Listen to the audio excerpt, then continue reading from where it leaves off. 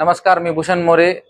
सध्याची जर युद्धजन्य परिस्थिती लक्षात घेता साधारणतः 1 तारखेपासून हा व्यावसायिक जो गॅसचा पुरवठा आपल्याला होत होता तो थांबलेला आहे. थांबलेला म्हणण्यापेक्षा तो कमी झालेला आहे. सध्या तर तो थांबलेलाच आहे. तर अशा या परिस्थितीमुळे आपल्याला हॉटेल चालवताना बऱ्याच प्रकारच्या अडचणी येत आहेत. तर त्या अडचणींमुळे आपण त्याला पर्यायी इंधन म्हणून लाकूड किंवा मग डिझेल भट्टी वगैरे अशा सगळ्या जे काही ऑप्शन्स आहेत ते आपण सगळे वापरतोय. पण हे सगळे ऑप्शन्स वापरताना आपल्याला अनेक अडचणी येत आहेत. त्याच्यामुळे जेवण बनवायला वेळ लागतोय आणि ग्राहकांना आपण व्यवस्थित सेवा देऊ शकत नाहीये.